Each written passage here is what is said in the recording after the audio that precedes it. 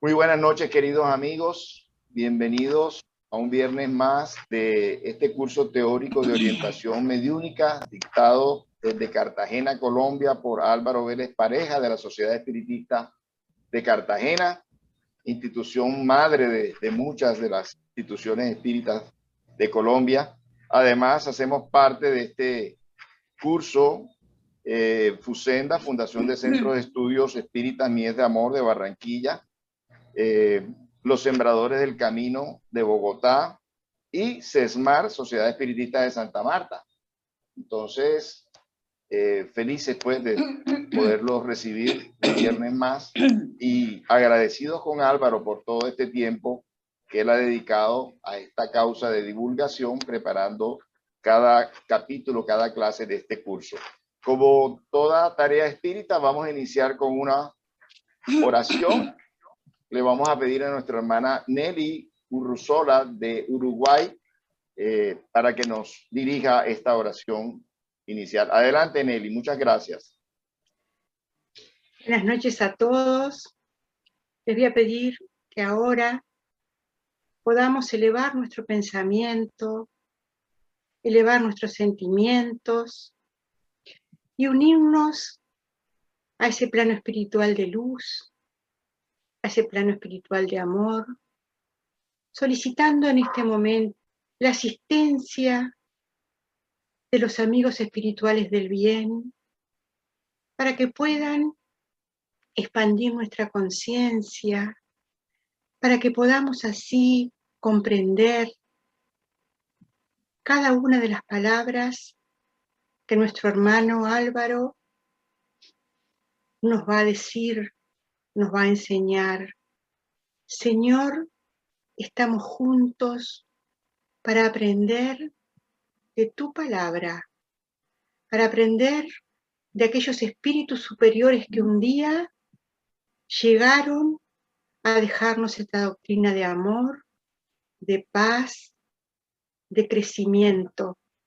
Y es así que pedimos que podamos estar todos unidos en un haz de luz, que una energía bienhechora, sanadora, ver sobre nosotros, pueda abrir nuestras mentes y nuestros sentimientos para aprovechar este momento de amor y de dedicación de nuestros queridos hermanos colombianos. Gracias, Señor, por permitirnos la oportunidad de estudiar, de aprender, y gracias, Señor, por permitirnos la oportunidad de vivenciar tu doctrina cada día de nuestra vida. Protégenos, bendícenos y ampáranos, hoy y siempre. Que así sea. Que así sea. Gracias, Nelly. Y bueno, recordarles la clase de hoy, es la número 17, riesgos e inconvenientes de la mediunidad. Gracias, Álvaro, nuevamente, y adelante, la palabra es tuya. Gracias, saludos a todos, buenas noches, sean todos ustedes bienvenidos. Gracias por seguirnos acompañando en este estudio de la doctrina espírita, el curso teórico de orientación mediúnica, tomando los textos básicos de Allan Kardec en el libro de los Medium, capítulo 18. Kardec pregunta a los espíritus: ¿la facultad medianímica es indicio de un estado patológico cualquiera o simplemente anómalo? Kardec, los espíritus le contestaron: anómalo algunas veces, pero no patológico. Allí, pues, por supuesto que esto dicho así de una manera tan breve nos da a entender de una vez que no es una enfermedad el hecho de la mediunidad y mucho menos el estado de trance, ¿no?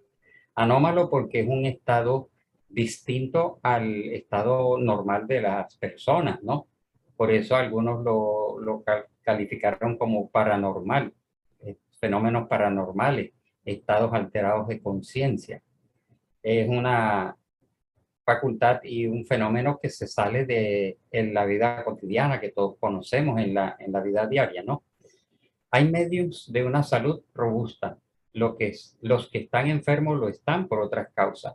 Esto va encaminado a la creencia de que la mediunidad podría ser un riesgo, ¿no? Un inconveniente y podría afectar la salud de las personas. Pero vamos a ver cómo Kardec va interrogando a los espíritus sobre este tema y ellos también le van orientando en esas respuestas. Preguntó Kardec, ¿el ejercicio de la facultad mediúnica puede ocasionar la fatiga? Le respondieron, el ejercicio demasiado prolongado de cualquier facultad causa fatiga. Así sean las facultades normales o las facultades paranormales como la mediunidad. Si se prolonga demasiado el ejercicio de cualquier otra facultad, el cerebro se cansa, los músculos, los órganos, ¿no? Es un fenómeno natural, pero no porque la mediunidad tenga algo como raro, como extraño, como peligroso.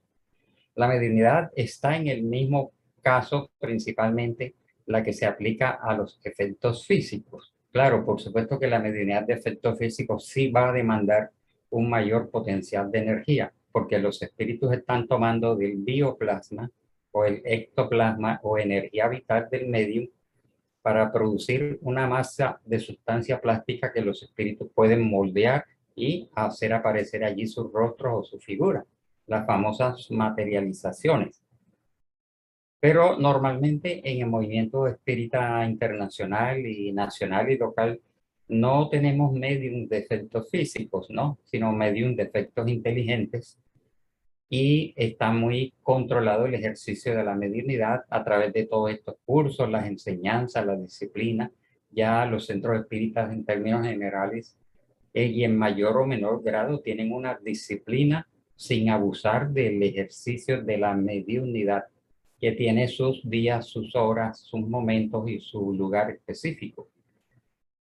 Ocasiona necesariamente un gasto de fluido que atrae la fatiga y se repara con el descanso.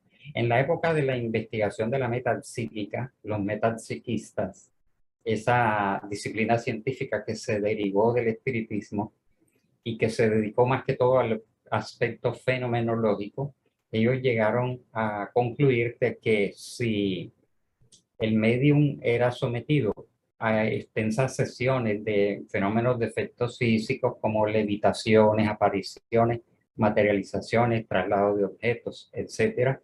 Eso ocasionaba un gasto y varios medios de aquella época, cuando no se conocía mucho el manejo de la mediunidad, fueron unos medios heroicos que se prestaron voluntariamente a que los espíritus pudieran dar una prueba fehaciente de su existencia y de su manifestación, de su individualidad y de todo lo que constituye la personalidad del ser humano subsistiendo en una dimensión extrafísica. Ellos fueron héroes en el sentido de que sacrificaron muchas veces su propia salud.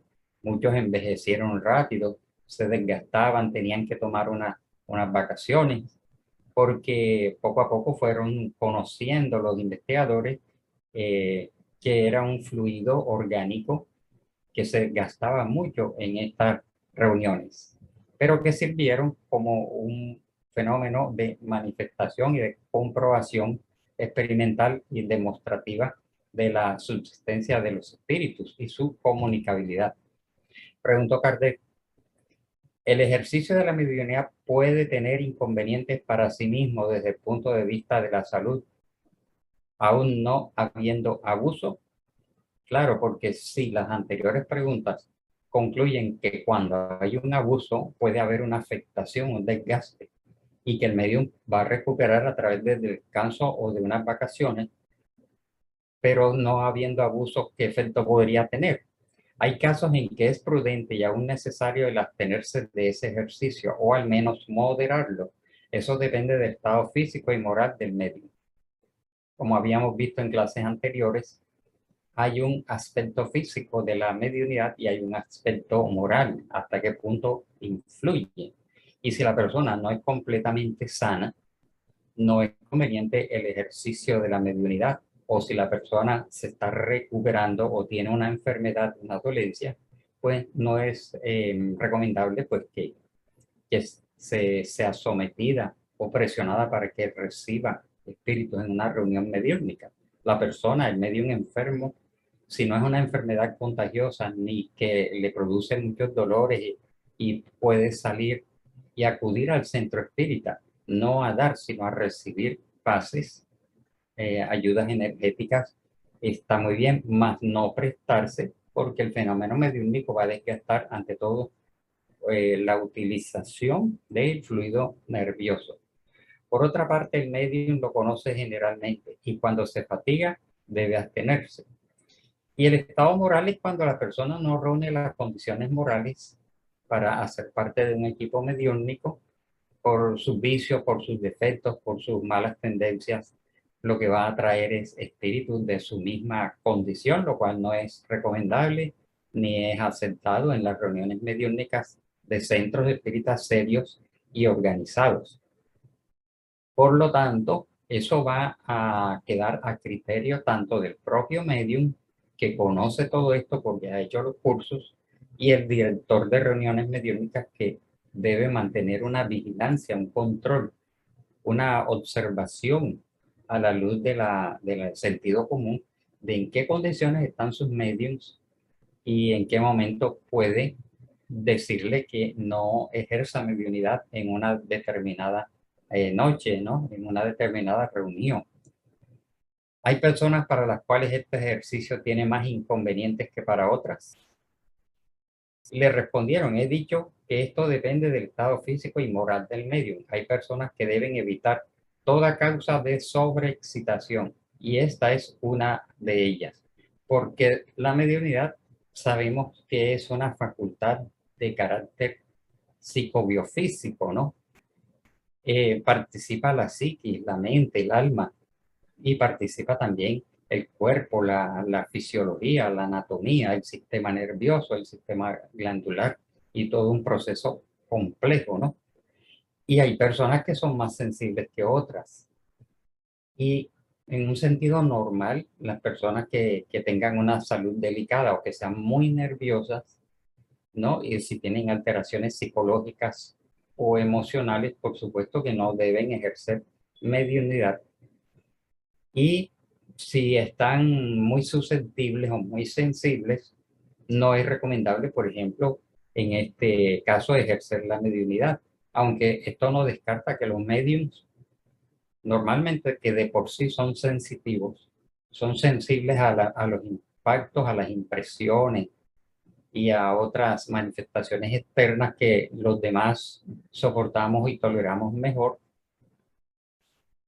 en un momento dado puedan mantenerse equilibrados y en otro tiempo, hasta por otras causas, no por la causa de la mediunidad, sino por conflictos familiares, conflictos personales, conflictos afectivos, etcétera, o enfermedades, pueden estar más susceptibles, durante el cual se puede abstener temporalmente hasta que se recupere completamente. La mediunidad podría producir locura. Hoy estuve viendo al respecto de el término locura y esquizofrenia, psicosis, neurosis, en cuanto a las estadísticas mundiales, ¿no? Muchas personas incluso llegan a afirmar o llegaron a afirmar en alguna época que la mediunidad podía producir esquizofrenia, psicosis, neurosis, locura, etcétera, ¿no? Toda esa terminología científica, técnica. Y estaba viendo que actualmente en el mundo hay aproximadamente 21 millones de esquizofrénicos y que en Colombia hay el 1% de la población, aproximadamente 400.000 personas, son esquizofrénicas. Entonces, si alguna persona intentase atribuirle al espiritismo y a la mediunidad la esquizofrenia, habría que concluir con esta persona de que el mundo estaría lleno de mediums, ¿no? 21 millones. Sin embargo, la mayoría de estos seres que pasan por este trance de enfermedades mentales ni siquiera son espíritas. Por eso el espíritu respondió menos que cualquier otra cosa. Es decir, la mediunidad podría producir locura menos que cualquier otra cosa, pues no hay predisposición. Cuando no hay predisposición por la debilidad del cerebro, es decir, que si una persona llega a desequilibrarse, puede tener múltiples causas, como sabemos, ¿no? causas emocionales, psicológicas, anatómicas, orgánicas, etc. La mediunidad no producirá a la locura cuando el principio no exista. Es decir, que en un caso eventual de que un medium cayera en un estado de esquizofrenia, es porque hay una enfermedad de base, hay una situación interna y no por la mediunidad propiamente dicha. Porque realmente si nosotros indagamos y hasta donde sabemos, no hay esquizofrénicos dentro del campo del espiritismo y de la mediunidad. Pertenecen a otras doctrinas, pertenecen a una religión, a una filosofía diferente, o no creen en nada. Y ni siquiera tienen idea de espiritismo ni de práctica de la mediunidad. Entonces queda muy difícil atribuirle al espiritismo y a la mediunidad el fenómeno de la esquizofrenia. Entonces, cuando esto sucede, suponiendo el caso eventual, que no hemos conocido ni uno solo, de que una persona por estar siendo parte de un equipo mediúnico que hay un estado de esquizofrenia, es porque hay una enfermedad, una anomalía, digamos, un estado de base en él que lo predispone, y por supuesto que una persona que tenga estado de psicosis, neurosis, esquizofrenia, no podría ser parte de un desarrollo mediúnico, porque sería exponerlo a un doble desequilibrio, ¿no?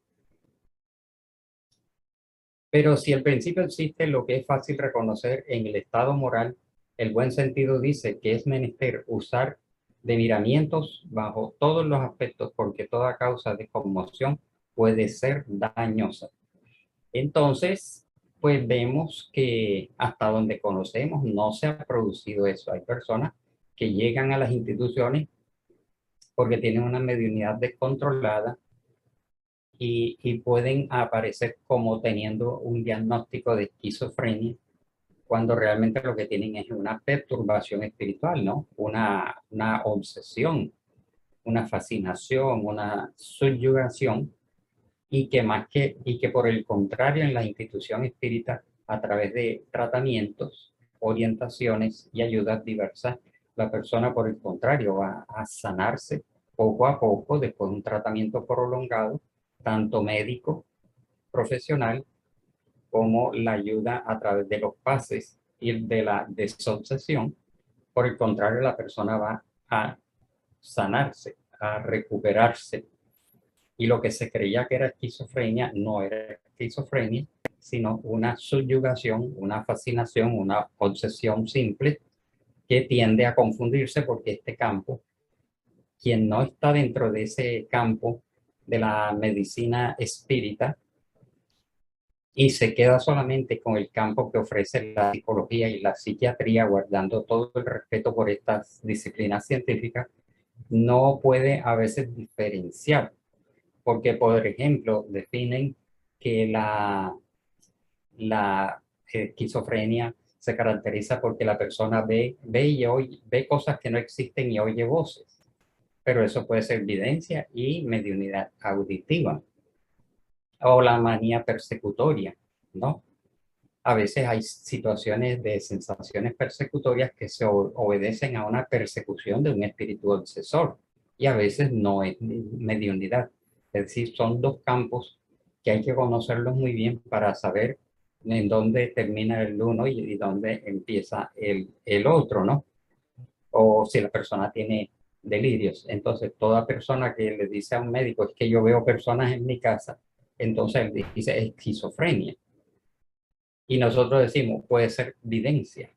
Y después de un estudio y todo un tratamiento, pues se va a definir estos dos campos muy complejos, por cierto, ¿no?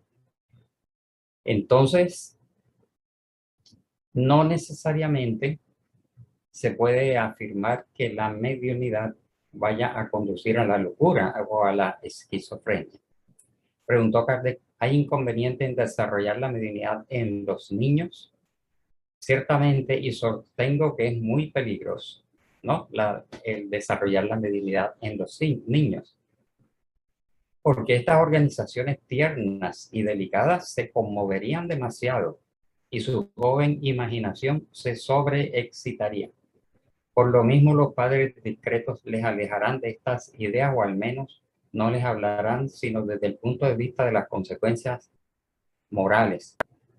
Lo que sí conviene y es recomendable para la infancia es llevarlo al centro espírita para recibir ayudas en caso de que tuviera algún tipo de perturbación o de influencia, o inscribirlo en el curso en las escuelas infantiles, ¿no? Escuela espírita infantil, prejuvenil y juvenil, en los distintos grados en que está esto organizado, en donde de acuerdo a su edad y con diseños pedagógicos y metodológicos, se va a ir llevando al niño al conocimiento de estas realidades espirituales, directamente de mediunidad, de comunicación de espíritus, ni de obsesión, sino se le va a hablar de Dios, se le va a hablar del alma, la sobrevivencia del alma, el mundo espiritual, el ángel de la guarda, el espíritu guía, la reencarnación, la evolución, el amor al prójimo, el respeto y todas esas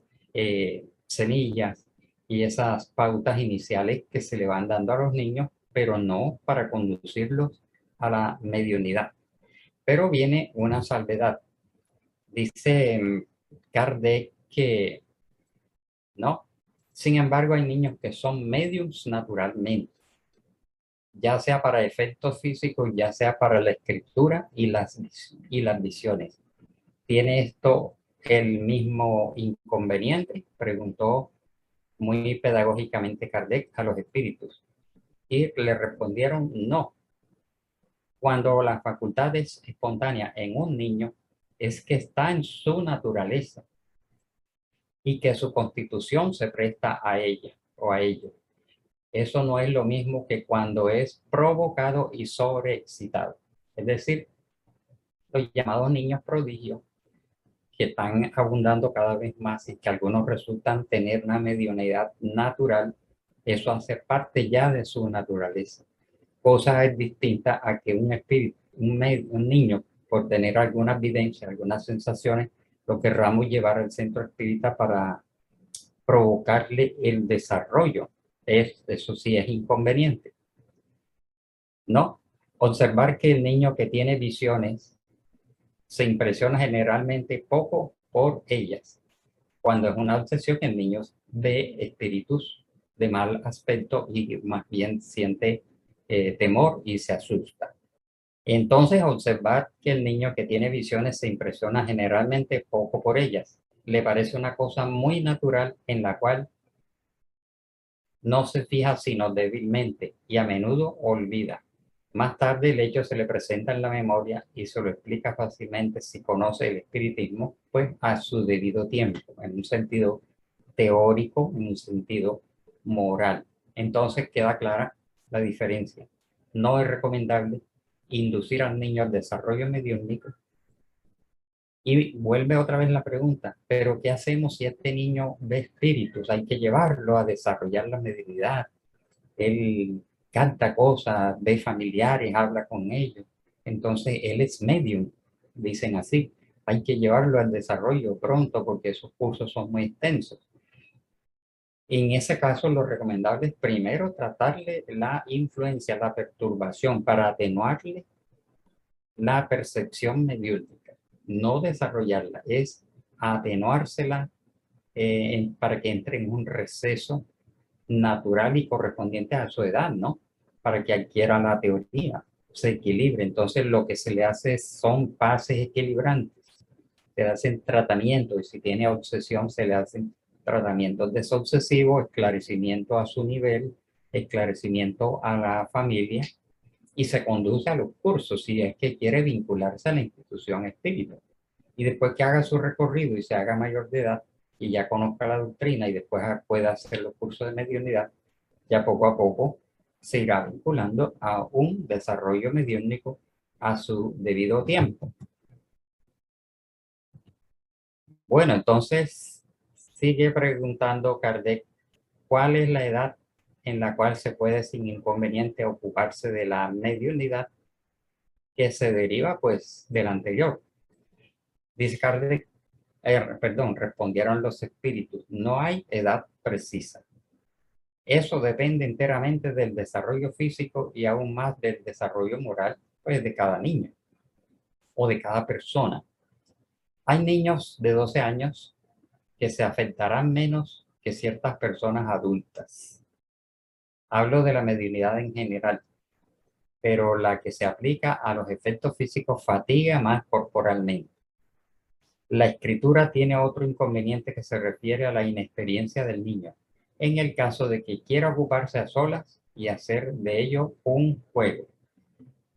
También se conoce que hay personas que desde la infancia ya empiezan a tener las primeras manifestaciones mediúnicas. Otras personas en la adolescencia, en la juventud, en la edad madura. Y a veces aparece la mediunidad en la ancianidad. Se han dado estos casos, como hemos referido en ocasiones anteriores. Y cuando la mediunidad aparezca en cualquiera de las edades, si la persona puede ser llevada a un centro espírita organizado y recomendable, allá va a recibir la orientación apropiada para cada uno de los casos. Bueno, entonces continuamos y dice que continúa la enseñanza. La práctica del espiritismo aquí se refiere a la mediunidad. Como lo veremos más adelante, pide mucho tacto para librarse de las astucias de los espíritus mentirosos, que los hay mucho en el mundo espiritual. Si los hombres son sus juguetes, la infancia y la juventud están aún más expuestos por razón de su inexperiencia. Esta es una conclusión lógica de lo que puede suceder, porque como ya sabemos, el mundo espiritual está poblado de millones y millones de seres que pertenecieron a la humanidad, ¿no? Y fueron personas de las más diversas condiciones y se ubican en el mundo espiritual en la franja vibratoria correspondiente. Por lo tanto, es de esperarse que quieran comunicarse espíritus de diversa condición, y como las reuniones mediúnicas están clasificadas para espíritus necesitados y sufrientes, para espíritus de mediana condición, para espíritus instructores, para etcétera, tareas de desobsesión, ya se sabe de antemano qué tipo de espíritu va a comunicarse en cada una de estas reuniones. Dice que se sabe además que el recogimiento es una condición sin la cual no se pueden tener relaciones con los espíritus formales. Las evocaciones hechas con aturdimiento y a manera de diversión son una verdadera profanación que abre fácil acceso a los espíritus burlones o malévolos.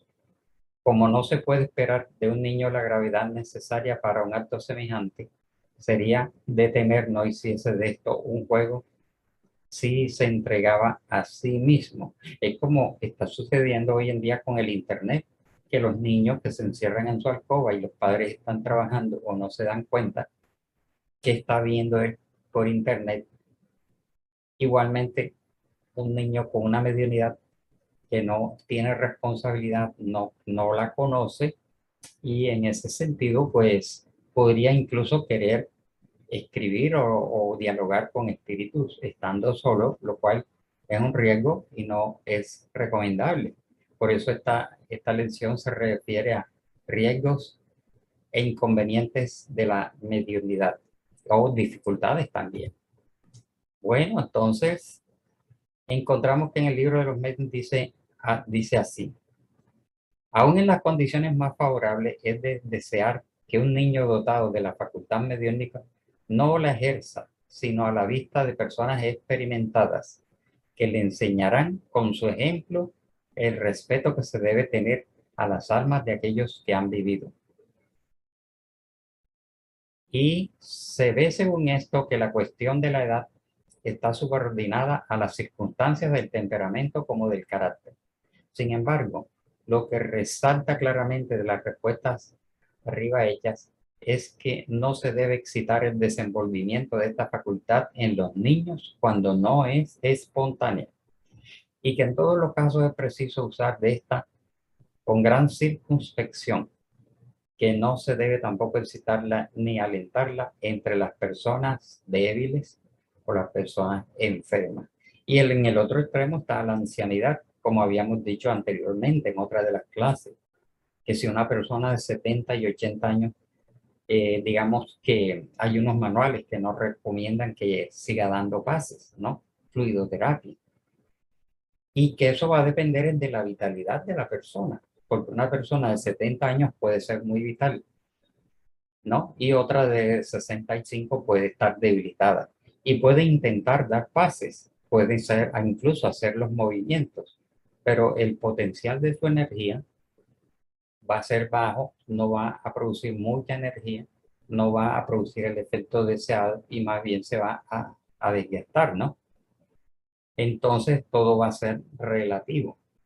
E incluso el ejercicio de la mediunidad, que en algunas personas excepcionales, medium excepcionales, pueden tener más de 80 años y ser medium todavía, y otros que a los 70 años ya no se sienten en condiciones, 70 o 80 años, va a ser muy relativo, como podemos ver.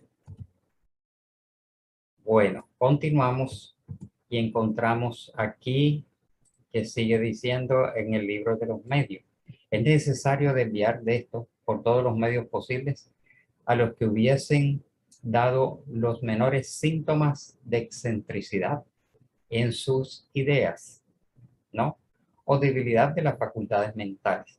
Entonces, ahí sí, una persona que ya con psicosis, neurosis o esquizofrenia al centro espírita, hay que ayudarlo sin que se descarte el tratamiento profesional, ¿no? Acá se le va a brindar un tratamiento espiritual y moral y una fluidoterapia para equilibrarlo, o un tratamiento desobsesivo, ¿no? Porque hay en ellas predisposición evidente a la locura que cualquier causa sobreexcitante puede desenvolver, ¿no? Porque sería absurdo que una persona con esquizofrenia, con psicosis, neurosis, etcétera, intentásemos desarrollarle su facultad. Va a estar a expensas de una sobreexcitación de su sensibilidad y va a ser presa más fácil de las influencias de los obsesores.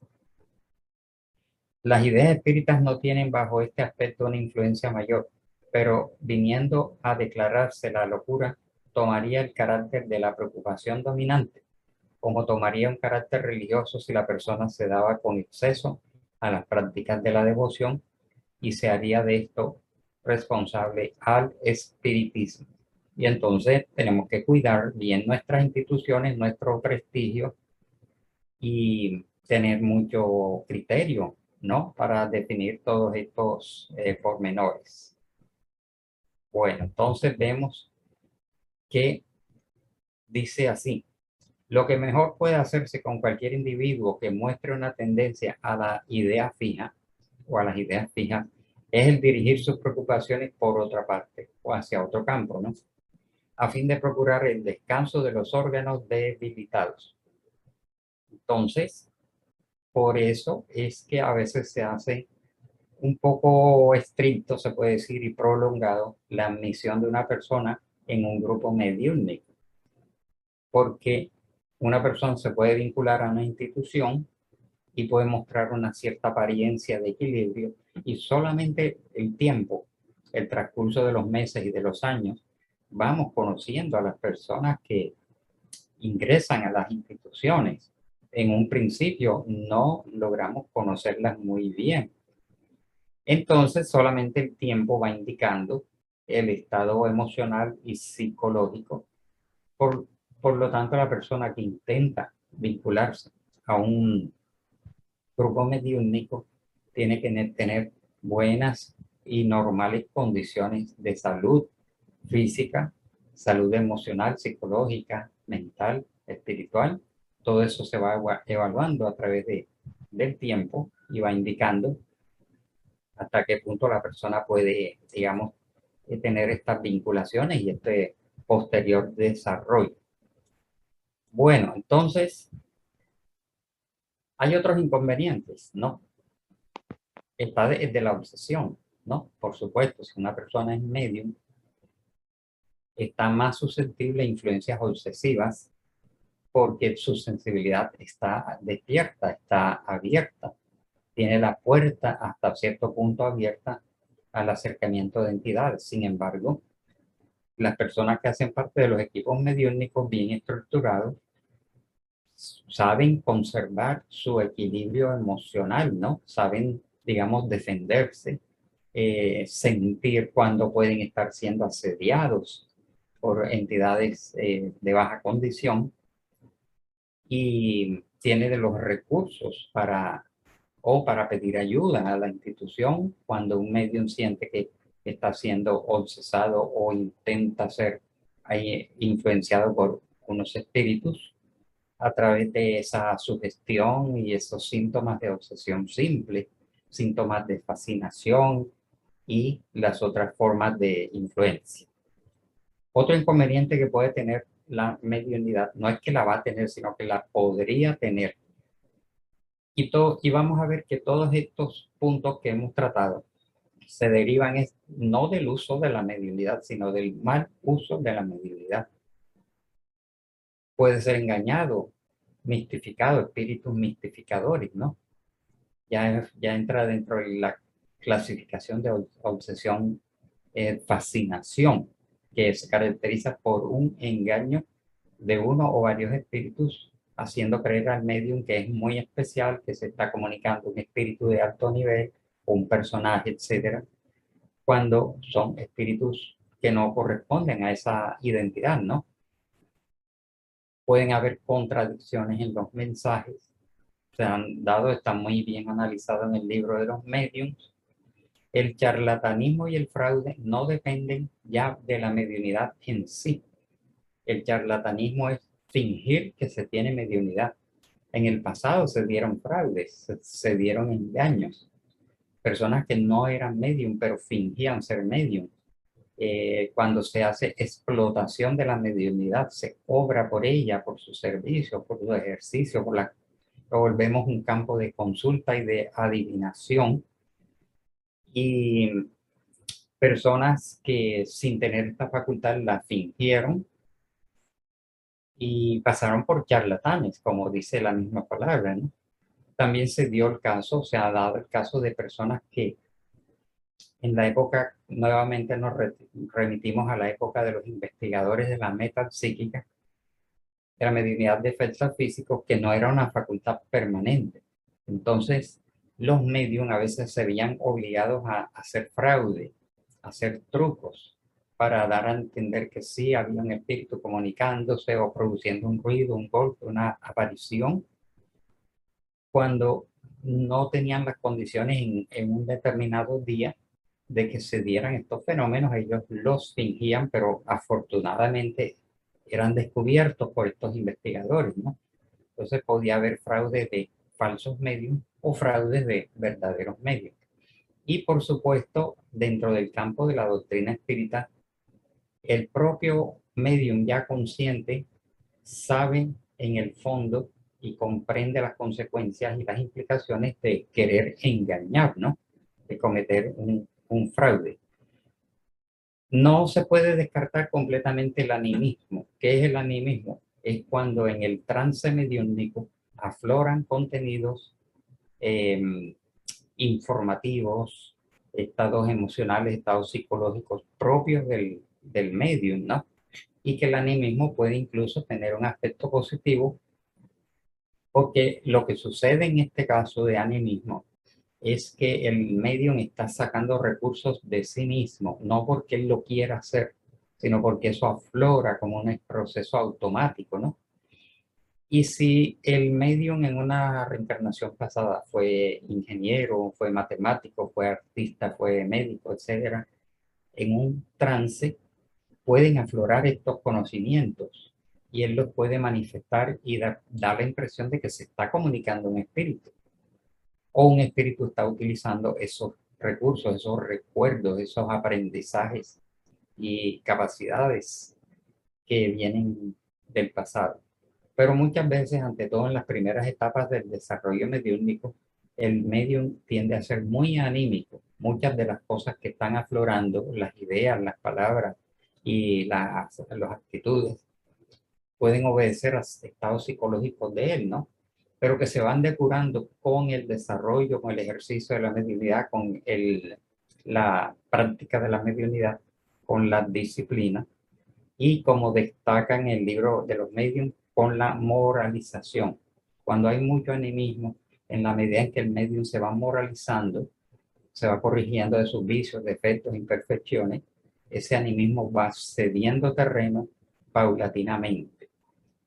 Y cuando hay un mal uso de la mediunidad, cuando los mentores espirituales ven que un medium está mal empleando la mediunidad o que puede caer en un estado de obsesión, proceden a hacer una suspensión temporal de ella y en el caso de extremos pueden llegar a la propia suspensión de esta facultad. Bueno, entonces concluimos así la parte expositiva de este tema y nos quedan como 15 minutos para dialogar. Bien, está abierta para el diálogo la clase. Quien quiere hacer uso de su palabra para cuestionar a Álvaro, una pregunta, algún aporte.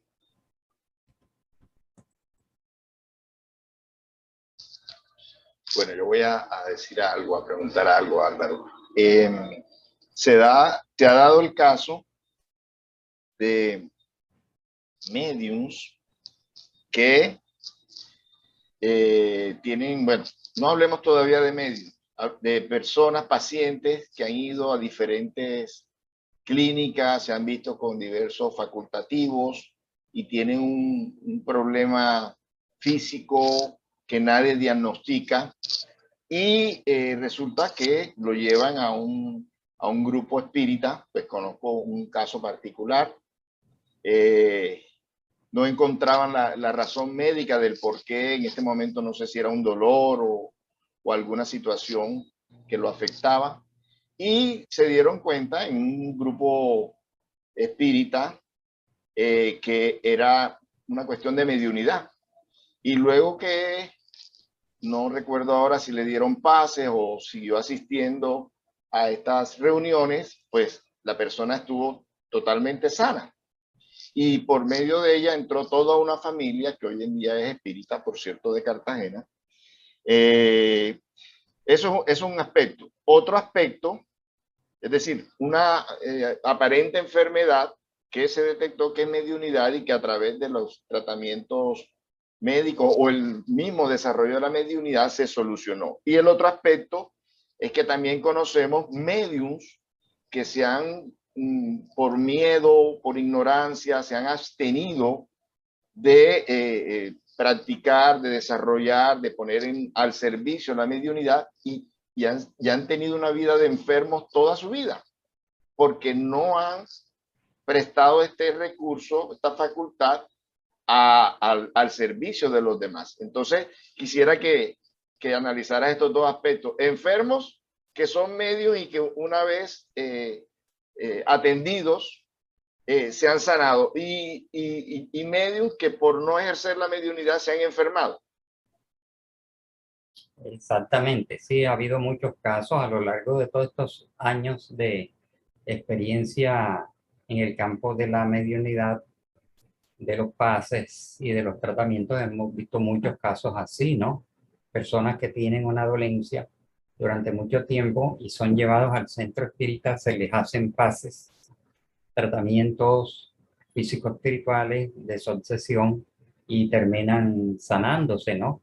El caso de un señor que tenía un dolor de cabeza crónico, una cefalea crónica, que hasta médicos de otros países no encontraron la solución, ¿no? No, con todas las medicinas y tratamientos que no cedía esa cefalea. Y con unos pases se curó y la persona se volvió espírita porque él no quedó muy asombrado de que todos los especialistas que lo habían visto no le han quitado, que habían quitado, y cuando recibió unos pases de un mes se quedó asombrado de cómo era posible de que con una imposición de manos o un movimiento de despeje de energías y aplicación de energías ya se hubiera sanado, ¿no? Porque había un desequilibrio o había una obsesión. Y también muchas personas que tenían una alergia crónica o otras enfermedades o otros síntomas, por ejemplo, de pesadillas frecuentes, nerviosismo, estados de pánico, han sido curados, ¿no? En los centros espíritas solamente con imposición de manos, recibiendo unas enseñanzas, unos consejos, unas orientaciones, tomando agua biomagnetizada, ¿no? Agua fluidificada, con energías que los médicos espirituales colocan y eso actúa internamente, porque las causas eran muchas, pero eran de carácter obsesivo o carácter espiritual o desequilibrios. Y como siempre repetimos, estas personas al llegar a la institución, le decíamos, ¿cuál es su diagnóstico médico? ¿Qué está tomando? Siga con su tratamiento, no lo deje. Pero acá le vamos a dar una ayuda que no contradice a la ayuda médica, ¿no? Y las personas se han mejorado con estas ayudas. El otro caso, que es mi caso casi opuesto, es aquellas personas que llegaron a la institución, se vincularon, hicieron los cursos iniciales, tenían mediunidad, iniciaron el desarrollo mediúnico y después se alejaron de la institución. Algunos casos volvieron a los antiguos problemas, ¿no? A los antiguos desequilibrios, desviaciones, obsesiones, porque la mediunidad, cuando se desarrolla y no se ejerce en la mediunidad tarea, mediunidad servicio, se va produciendo una cierta acumulación energética y se acercan nuevamente las entidades perturbadoras. Entonces la persona empieza a caer en esos desequilibrios psicobiofísicos que o le traen obsesión o lo hacen más susceptible a los desequilibrios y a las enfermedades, lo cual es un campo bastante complejo también, ¿no? Entonces, efectivamente, los tratamientos espíritas han ayudado a muchas personas cuando no se encontraba la causa de sus enfermedades psicosomáticas. Bien, Nancy tiene una pregunta. Bueno, muchísimas gracias, muy amable. Pues es cuasi pregunta, como dicen, es experiencias que hemos vivenciado acá en el Centro Espírita, de casos de personas, pues como dice el caso que presentan, personas con una dolencia crónica definitivamente no descubierta por los médicos y con un tratamiento inicial, como dice Alvarito, de los fases pues logran una muy buena recuperación. ¿Cuál es la recomendación que nosotros siempre les hacemos en ese caso? Que de todas maneras pues la persona para que su evento no sea repetitivo, pues la persona la orientamos para que se acerque al centro espírita, por lo menos comience con las conferencias y se vaya integrando en las actividades del centro espírita, pero trabajándole principalmente su reforma íntima, ¿no? Entonces es la parte que, pues ahí, como decía Alvarito, es muy complejo, uno no puede solamente tener en cuenta un solo aspecto, una vez revisado su historial clínico que no se haya dado con la atención que él requería, pero lo importante para nosotros pues es eso, que la persona vaya comprendiendo primero su situación, el por qué se presenta. Y pues yo le preguntaba, generalmente se descubren casos obsesivos, ¿no? A través de esa orientación de la reforma íntima, pues se logra verdaderamente una mejoría. Que lo contrario, pues no. Hemos tenido casos en que la persona, por más de que se leen las orientaciones, de sus cambios, todo, no lo logran y pues reincide con mayor frecuencia su situación, ¿no? Sí, y ahí como pregunta, gracias Nancy, ahí como preguntarle, Snake, que es muy probable, que sí es muy probable que la persona con problemas psicosomáticos tenga mediunidad. Es probable, pero no lo podemos afirmar categóricamente hasta que la persona sea entrevistada, ¿no? con una atención fraterna, unos diálogos, reciba unos adoctrinamientos, unos pases y poco a poco se va a ir manifestando si es medium o no, porque a veces llegan con con estos desequilibrios o con diversas problemáticas y decimos, es que puede ser medium, parece que es medium, y a veces el que lo lleva es que él es medium o ella es medium, y resulta que no era medium, ¿no? Sino que había allí una sensibilidad mediúnica, digamos, de base, que todos la tenemos, que momentáneamente estaba siendo asediada por espíritus perturbadores, pero la persona no venía para ser medium. Entonces se le hizo el tratamiento, se le atenuó esa sobreexcitación mediúnica, digamos, de esa sensibilidad temporal, y ya la persona sigue su vida normal sin que esto quiera decir que venía programado para ser medium, para una medida para ser desarrollada, ¿no? Que algunos llaman fondo mediúnico, sensibilidad mediúnica de fondo, etcétera. Entonces, solamente el tiempo y la práctica va a indicar si es medium o no. Maldonado tiene una pregunta, José. Oh, muchas gracias, don Abel. Aprovechando aquí, bueno, tengo dos preguntas. Como usted sabe, yo aquí, pues en Guatemala no tengo un centro para poder asistir, entonces aprovechando pues el conocimiento del profesor, que muchas gracias por la sabiduría, quisiera hacerle dos preguntas. La primera es, yo estaba viendo en un programa de un medium que puede tocar a la persona con la mano y le aparece como una película de lo que le ha pasado o fragmentos. Y luego estaba leyendo de una persona que tuvo una experiencia cercana a la muerte, que cuando regresó de esa experiencia, también al tocar la mano de las personas, podía ver como fragmentos de lo que le pasaba a la persona. Entonces yo quería preguntarle aquí al profesor, ¿esto es algo mediúnico, anímico o cómo se da el proceso? Esa es la primera pregunta. Y la segunda es, ¿un medium tiene problemas? Por ejemplo, ¿puede apagar su mediunidad para decir ahorita no quiero que me molesten o que me hablen los espíritus? Ahorita sí la aprendo, hablando de los problemas que él mencionaba, ¿verdad? Gracias por la sabiduría y por la paciencia y gracias por las respuestas. Muchas gracias. Sí, esa facultad que me describe está clasificada también como, por ejemplo, puede ser psicometría, y si se trata de a través del tacto o imposición de manos, etcétera, se puede hacer un diagnóstico, digamos, es la psicodiagnosis.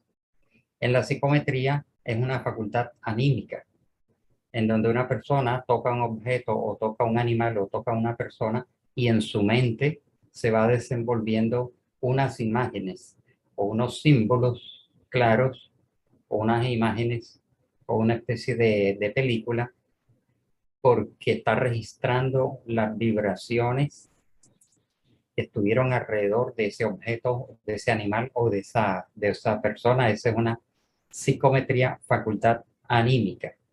Es una facultad paranormal propia del espíritu, del medio, ¿no? O del sensitivo.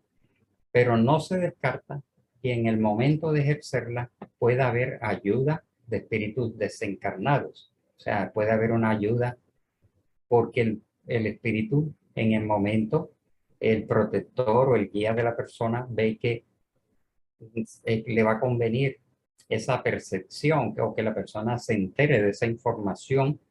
Entonces, le da, por decirlo en términos acá bien comprensibles, le da pases al sensitivo y le activa esa percepción, ¿no? Entonces, básicamente es una facultad, digamos, anímica, que puede tener un componente medible con el sentido de que haya un espíritu allí ayudando a que este fenómeno se pueda dar, ¿no? Psicometría, y si es para diagnosticar enfermedades, es la psicodiagnosis. Bueno, entonces, la segunda parte de la segunda pregunta, ¿me la puede repetir? Sí, con mucho gusto.